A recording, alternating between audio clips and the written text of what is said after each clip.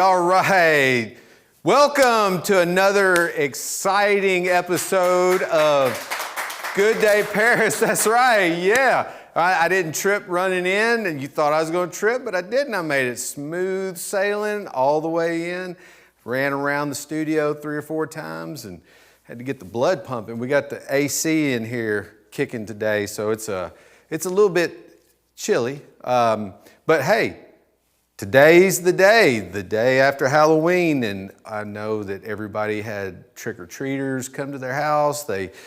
Everybody got to see all the little kids with their cute outfits and their moms and dads that are just so excited to take everybody around. We had two trick-or-treaters and this big bag of candy that now becomes mine. Well, but you know, hey, I went to the dentist this morning, got everything checked out, I'm good. I remember to keep the teeth flossed and keep everybody on check. And guess what? I've got... Surprise. Oh, Surprise. Oh, surprise. Can you hear me out there? Oh. Hey. Just got back from vacation, and I brought him a gift because of your cool socks. Oh, look at here. I felt like you had to have those because of your favorite. Dude. Pickleball socks. Oh, pickleball. Look at that. That is awesome. Man, you have to do that? I got to bet back to the show. Thank you so much. Hey, producer Kevin got me a gift while he was on vacation, and they're pretty cool. You gonna zoom in here on these, Kevin? You back over there on the dark side so you get a look at these fresh pickleball socks. And I wonder why he was asking me about my socks a while ago. He snuck that one in on me. People usually don't get over on me, but Kevin got me on that one. So yeah, thanks a lot, Kevin. Yeah, here, let's look at that. Aren't those sweet? Lime green pickleball. Well, I got the pickle color. That's sweet. Thanks, man. Woo! He told me if something happened just to roll with it. I didn't know where we were going. Got me. Well, get me back on track then. Thanks, Kevin. You the man. Well, guys, let's talk about it. UT won again. They beat that school from the north, and you know they're showing themselves. They got a challenge this weekend though. They're going to go and face the #1 team in the nation. Tennessee, by the way, is #2. So they're going to go take on the Georgia Bulldogs. And I know I've given you UT fans a lot of grief this year so far, just because it's fun. I would like to propose this. If UT beats Georgia, next week on the show, I'll get a shirt that says Hendon Hooker for Heisman. And I'll wear it on the show, but that's only if UT wins, and I don't know. What do y'all think? You want to see me in a shirt, a UT shirt? I've had one. I haven't had a Hendon Hooker for Heisman one, but I can do it. I promise you. Anyway, tune in next week or Saturday. You'll know Saturday. So, all right, moving on. I want to give you guys our email address again so that you can reach out to us. If there's topics that you want us to cover, if there's information out there that you think needs to be shared, if you know somebody that you think would be a good fit for this show, that might have something to share, contact us at our email address down there, gooddayparistn@gmail.com. We'd love to hear from you. This show isn't about Patrick. It's not about producer Kevin. We're here to showcase the best that there is in our community, and Henry, Carroll, Benton, Stewart, weekly. We take weekly too. We like them. Or just wherever you want to come in from. Just send us any information you've got at gooddayparistn@gmail.com. And we were going to try and run a program through the month of November. Paris has got talent. We figured out Paris must not got talent because we only got like a couple of submissions. I don't know if the expectations were too high. I was just looking for somebody that could maybe play the spoons. We weren't going for maybe an artist that didn't draw stick figures like me, but we only got like a couple of submissions. So we went back to the planning room and got to thinking about what could we do that would be fun. And my brother-in-law, Lance Smith, that's right, Lance, this is your idea. He said, you know what? Mullet championship. So that's what we're doing. We are going to have the first annual Good Day Paris Mullet Championship. Man, what are you talking about? Business in the front, party in the back. Hey, it's the thing. I mean, it's classic. Billy Ray Cyrus. Man, what a mullet. It's become a thing. My son had a mullet that went way down here, and I want to be clear about this. This is not a gender specific contest. We're opening this up, man, woman, child, adult. We're going to take all comers, and here's what we want. We want you to send us your favorite photo that highlights that gorgeous lock of flowing hair, and we will narrow it down to 5 submissions. And what we'll do is we'll contact those people and we'll do a story.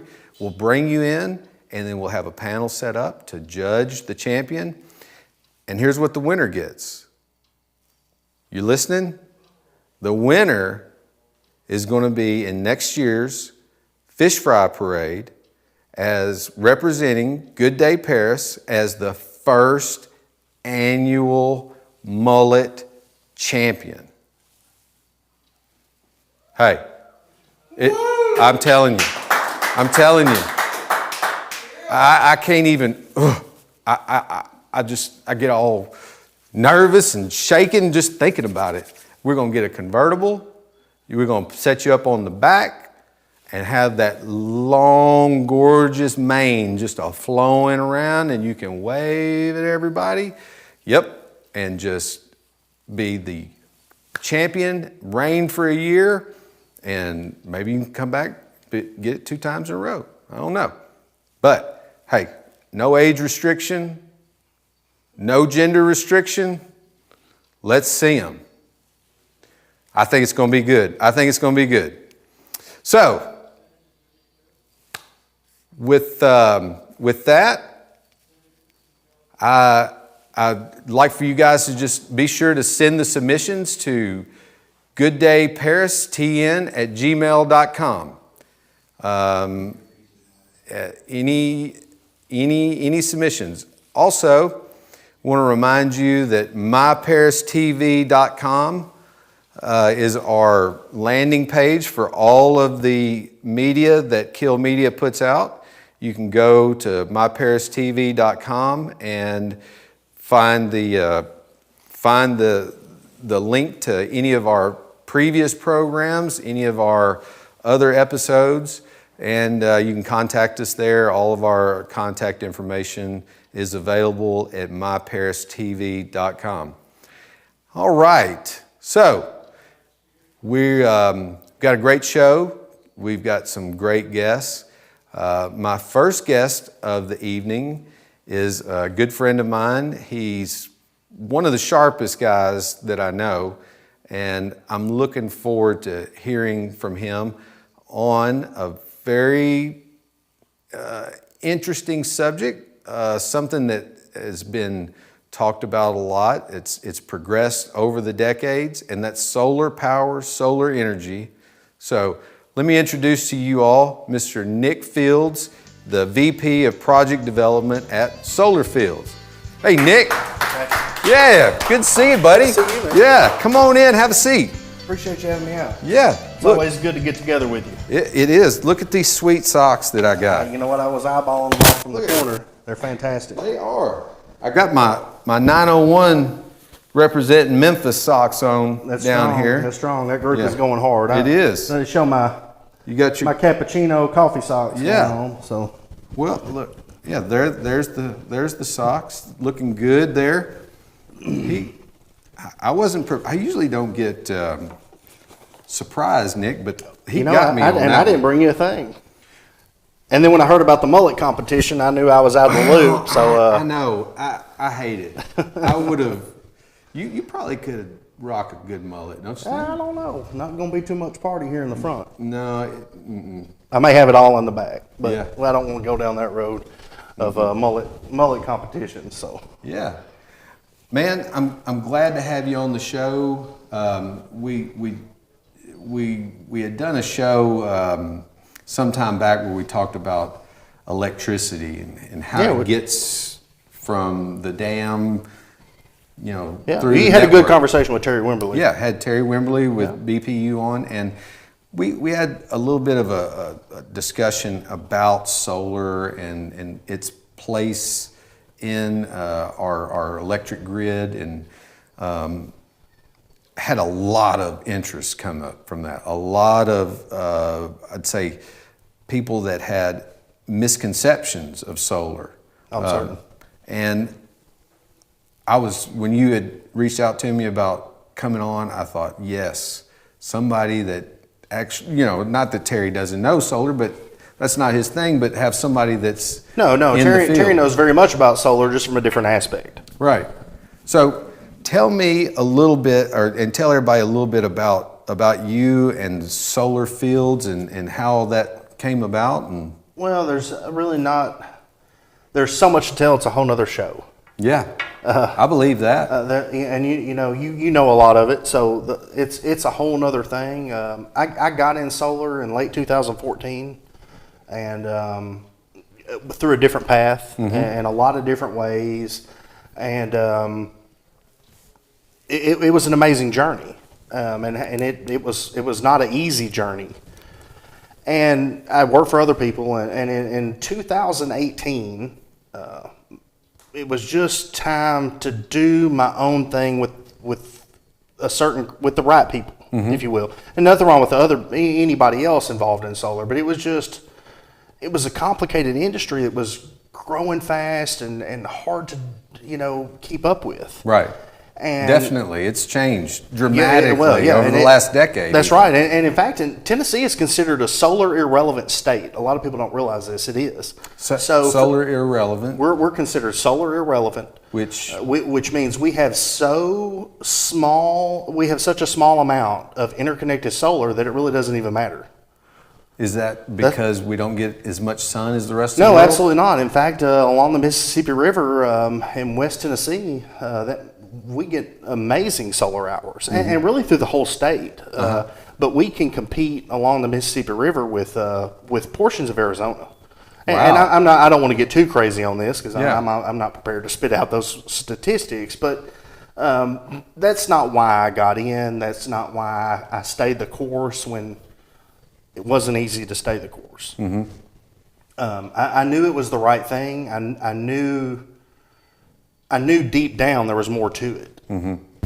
So that's how we ended up where we are today. And I was fortunate enough to have an amazing wife that made the commitment to say, you know what, I love what you're doing. Yes, you do. I do. Yeah. And say, Christy. My wife, Christy. Yeah.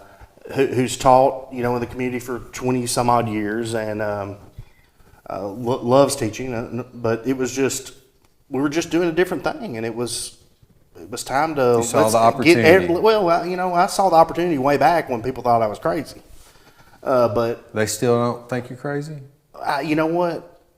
I'm finally at a point where it doesn't matter. Okay. Okay. When you got operations in 7 states, it really doesn't matter what anybody thinks because the people that we stay loyal to and do business with over and over and over, prove what the deal is. Yeah. So having her commit to help grow the business, make sure we do it the right way, which was the struggle. Because you can't go and hire somebody that's been putting up solar for a decade in Tennessee. Right. It's not going to happen. The workforce. I'm a dinosaur. Yeah. You know. Yeah. So it was just one of those things that it was time to make not that we weren't committed before, but just go, let's look at where all the shortfalls are. Yeah. And let's make sure that we go a little bit better than that. Yeah. And we decided that, okay, we've got to do it from the inside out. Which was a struggle in itself. So that's kind of how we got started, was just knowing that we wanted to do the right thing. We wanted to bring, it goes, value is generic. Like people use that term, bring value. I wanted to bring information that people had no idea existed. That is where that's a great segue, because whenever I started looking into solar myself for my business, my residential home, I think I gave you a horror story about where I had run into people that were trying to sell solar energy, and it financially was crazy. And then I got to kind of talk to you about it. I knew that you were in the business, so I reached out to you, and the information, the understanding of how to pull that power into your facility, how to make it a net zero revenue, or an expenditure. That's what I want to hear some more about. Okay. Well, so to kind of expand where we started is when I started in solar in late 2014. Really, we got I got some traction in 2015. I was involved. I didn't own a company. I was a sales rep for a generic term, and we were doing smaller projects and bigger projects. And I really saw, because I'm an entrepreneur at heart, so I saw the fact that we could really help small business. Yeah. Particularly, and this may seem somewhat unfair, but small businesses that are profitable. Yeah. But as you know, you've grown your family business. You've done an amazing job of scaling up. But there's these kind of little things. It's like, well, we just dismiss that. Our power bill is this. Right. And really, you kind of write that as a fixed expense. That's right. I'm certain Most when people do. y'all have y'all budgetary meetings, you look at that as a fixed expense, and that's not necessarily fair, because is it fixed? Did you experience a fixed bill this summer, Patrick? No, it wasn't fixed. That's correct. Okay. It does. That's what you're saying. It does go up and down. So right. when we sit in the boardroom and we go, okay, our electric bill averages X, and we write that as a line item in our businesses, and well, that's just not right, because for one, we don't have any control over it, and I'm cautious when I start to talk about this segment of it, because it does I don't want to get into controversy here, but it seems somewhat controversial of, we get a tax credit, it's government's money. Of course, nobody ever talks about the fact that we're still funding gas and oil $20 billion. I don't want to go down that road, because I don't have it today, but I would have drove my F-250 here just as quickly as I would have drove my Tesla. Yeah. Okay? Right.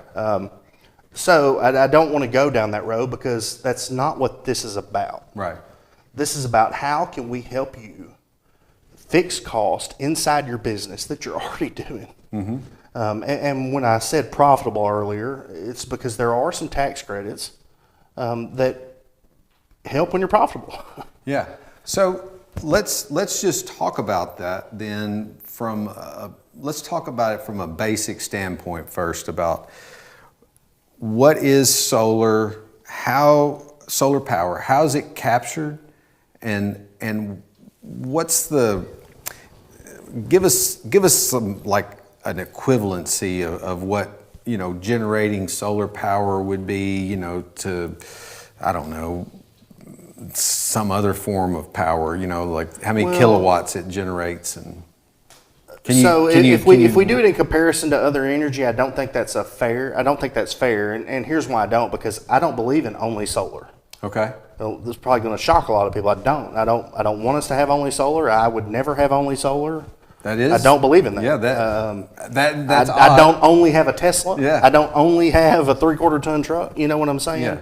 Yeah. So that's unfair.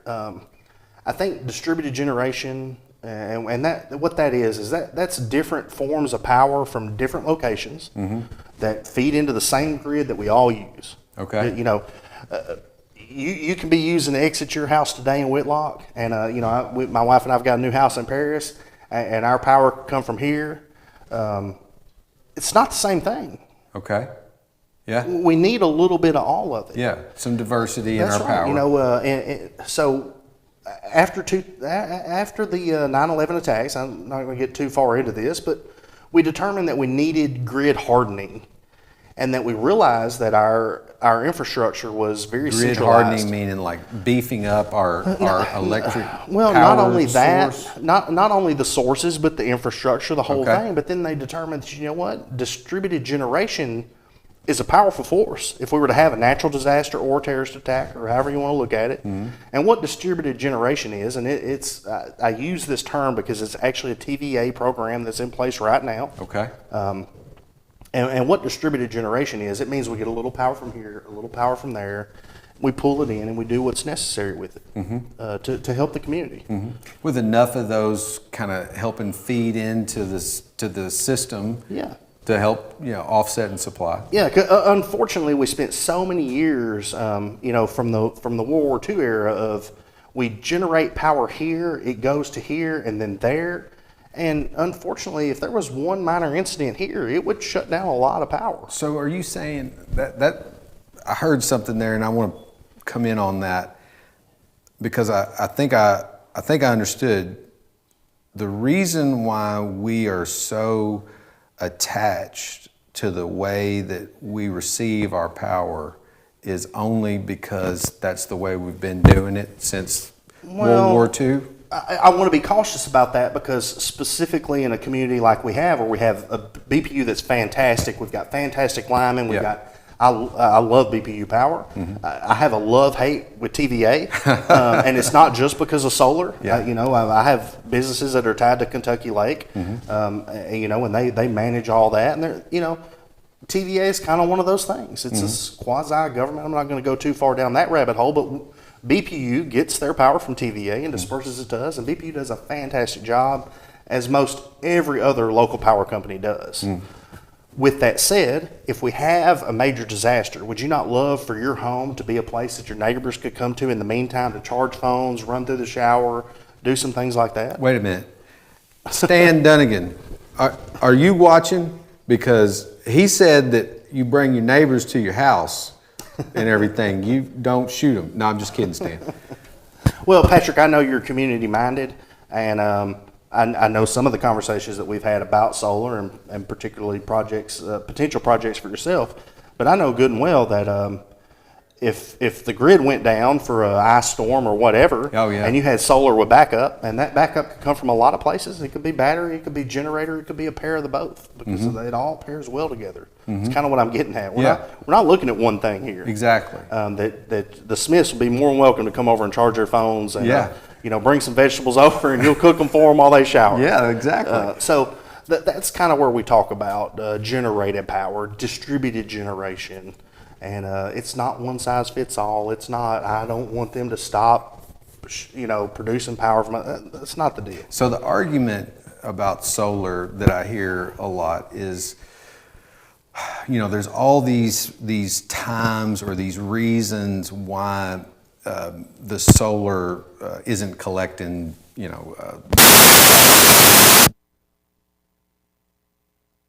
a lot of people to just say solar is unreliable. It's not something we need to mess with because, at night you don't get it, and so on and so forth. Well, Patrick, a kind of generic answer for that is anybody that is curious enough and inquisitive enough to put that much thought into the negative side, more than welcome to come to my office. We mine crypto, which takes a ton of energy. Right. And come look at a bell curve of what my solar does to my energy consumption in my office. And you're right. When it's dark, we're not producing power. Yeah. But you know what? In the daylight, I'm not buying it.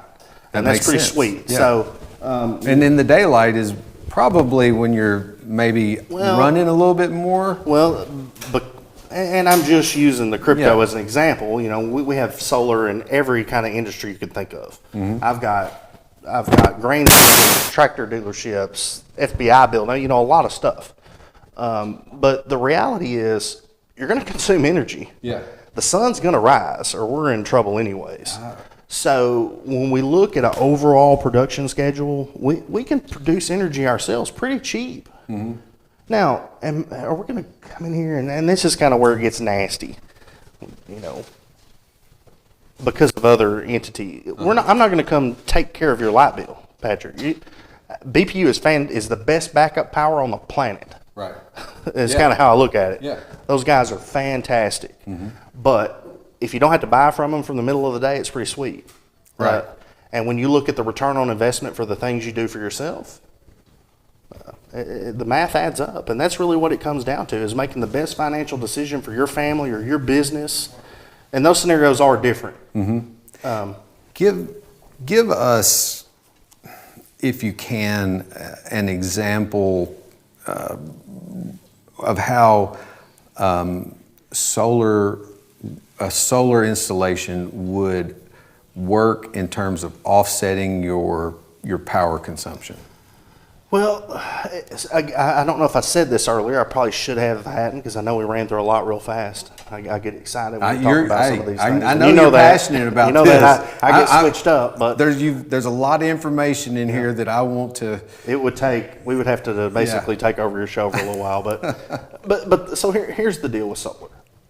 If you're looking to save a little money, and I know everybody is, go look at LED bulb sales. I haven't been watching Lowe's, or we only have a Lowe's here as far as where you could see the sales numbers. Of course, we've got fantastic local electrical suppliers here.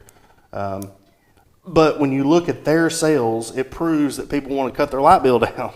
Yeah. Watch LED bulb sales. Absolutely. You know, and if I could track it from anybody else's business, I would say that I would share that. I just can't. That it's about controlling your expenditure, and most people want to be able to control that. Like you were saying earlier about it being a fixed cost. Yeah. You know, hey, we want to insulate a little bit more. We want to put in LED lights. We want to put in more energy efficient appliances or machinery. Yeah, so people want to control that cost. They do, and then when you look at the bigger picture, it's funny, you know, we go and we buy these houses and we put them on 20, 30-year mortgages.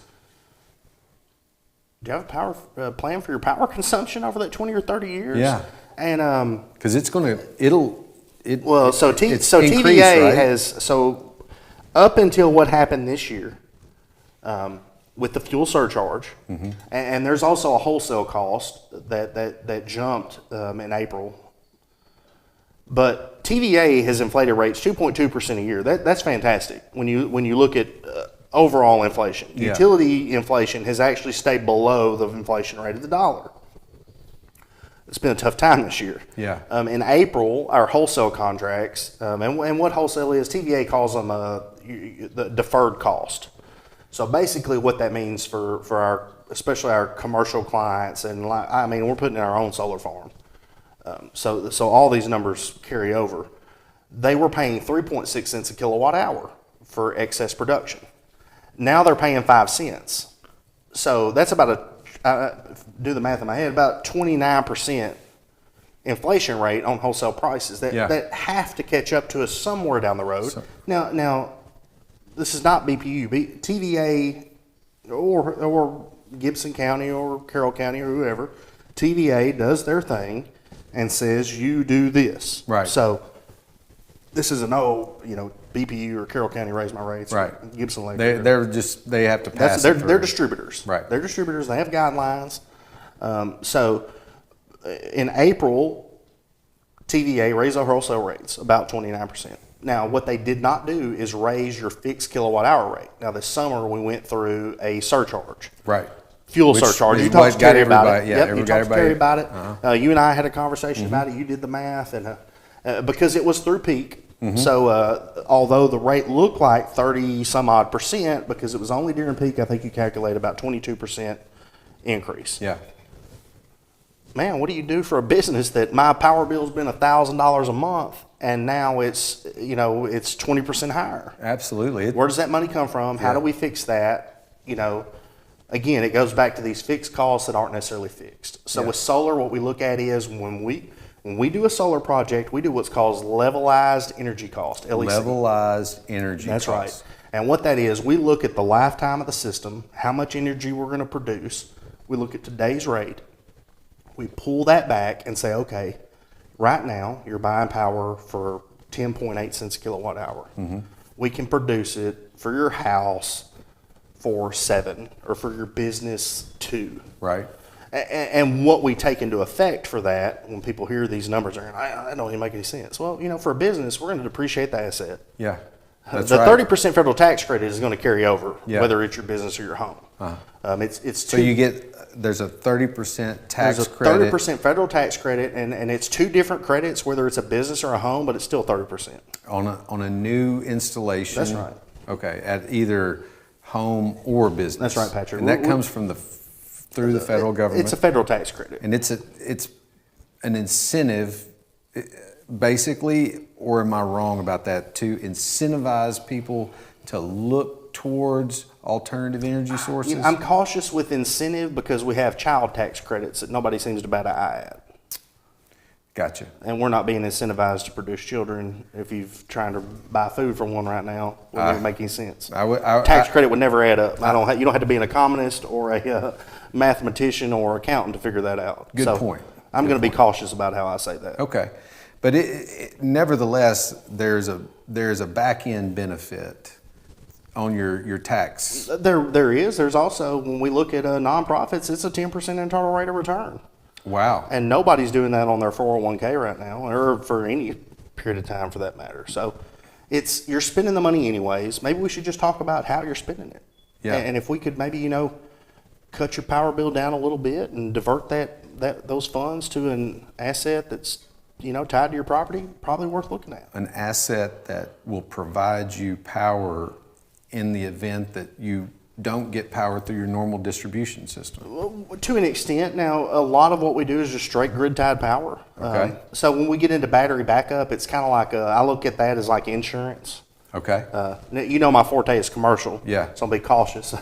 We do have a product now. We are getting into residential that, is being launched right now as we speak. But when we start looking at battery backup, I like to look at it as insurance. Okay. So the way I produce or I approach solar is let's look at the production. Let's look at what we're going to produce. Let's look at the rate of return. Let's look at against maybe some of your other investments. I've met with business owners and couples alike that have aggressive business stance that their money's killing it. Yeah. And I'm like, keep paying BPU, keep renting your power, keep paying, rent your power, you're fine. Unless this is just a passion project for you. Right. But so many times when we talk to people, their money's not doing anything. It could go to something Doesn't else. make any sense. Yeah. It's like, well, I was making 8%, but now what's happened is we're crushed. I'm seeing this happening more and more right now, but the easy answer for that is, but you're paying your power bill every month. Mm-hmm. Right. You're already doing this. You're already spending the money. And then we'll talk about the tax credit. And, most people are giving the government a free loan. Great way to look at it. Yeah. They're taking money out of your check. You're not and getting paying you any interest on it. Asset for that. You're not getting anything. You're getting the power. You're getting the use. No, yeah, absolutely. And I would never tell anybody to disconnect from your local power company if you're within our region. Yeah. There are some places that it's like, okay. Yeah. We work in many, many states, but there's places that's like, all right, I can actually do this better. Yeah. But most of the time, like where we are, we're blessed. Absolutely. We have affordable power. The unfortunate thing is we have control of the cost of the power. Mm-hmm. So I think it's important to just kind of look at what anybody's doing. Each individual, it's not one size fits all. Mm-hmm. It's not, and it does not work for everybody. But I see so many people that are like, oh well, yeah, I'm doing this, and I don't know. Now that you ask me, they don't even know what their money's doing, and it's like, well, wait a minute. okay, let's just really look at it. And then you're paying the money every month. So I think getting that control back, getting that peace of mind that, man, I'm doing something better for my family. How do solar panels go onto a piece of property or a building? And what I'm thinking about is maybe people don't think that solar is a fit for them because they think that you got to have fields and fields of solar arrays for it to ever make sense. That's what a lot of us are seeing now is these big fields of solar panels. They actually and have a lower rate of return than just like for your business, for example, commercial solar. So when you look at utility scale solar, the return is nowhere near as high as what I would call commercial solar, which would be like for your business or a farm or my business. That's commercial solar and it kills it. When you look at utility scale, it's a bigger picture. It's where somebody can go and dump 10, 20 million and safely get 4% or whatever. Don't quote me on any of these numbers right this second, but that's not the deal. They're supplementing the grid just like you could supplement your home with 4 or 5 panels. Right. There is kind of a threshold there because there's permitting. There's some of these soft costs that carry over to the project. So, if somebody came to us and said, "Oh man, I got $1,000 burning a hole and I want to put solar in my house," the idea is perfect. Unfortunately, in our area, you cannot put solar on yourself. You cannot do it. You cannot interconnect to Uncle Sam's electrical grid without a NABCEP. You're actually breaking the law when you do that. You're going to have to explain that word. That one went past me. ABCEP. NABCEP is North American Board of Certified Energy Practitioners, which is what is required to install solar and interconnect it to Uncle Sam's grid. So you got to have somebody with a certification. That's right. Yeah, we got guys that So a guy that wants to just go and put solar on his house can't necessarily do that. And if you came to us and said, "Well, I got $1,000, I want to not pay part of my electric bill," unfortunately, the permitting and all the things that go along with it, it's not going to be the most financially solid move that you can make. And I'm just trying to be completely transparent about this. Yeah. No, it makes sense because there has to be a certain size, economy of scale, right? Yeah, to where it actually makes sense. That's right. I want to ask. But it doesn't take much. It doesn't take much. Doesn't take much to make sense when you look at your bill and look at when you write that check every month. And I'm going to use BPU because I'm in Paris today, and I love those people. I know a lot of people up there. But when you write that check, that's fine. But what if you and we've got great people up there that teach you how to not pay so much. Right. Barry will fix you up right now. He'll come in here and say, "Man, this is garbage. We got to fix this. What are you doing?" So no, they're fantastic. They want everybody in the community to do well. But there are some aspects of this. It's like, well, maybe I kind of want to do this for myself. And when we got into electric vehicles, for example, I'm not going to go down this too far. This will be a whole other show. But I got a question about electric vehicles, and this is a project that I'm very interested in, and I want to ask. I'm going to put you on the spot, okay? I'm going to put you on the spot. I hope I don't disappoint you. You won't. I don't think. You might. I don't think you will. In some of our public spaces, I say public use spaces, we have surface parking.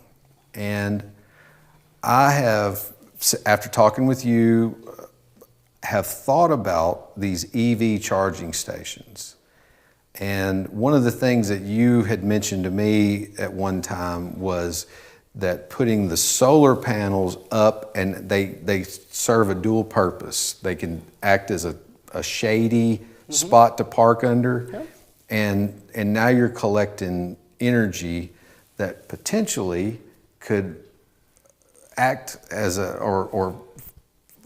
supply the power for an EV charging station.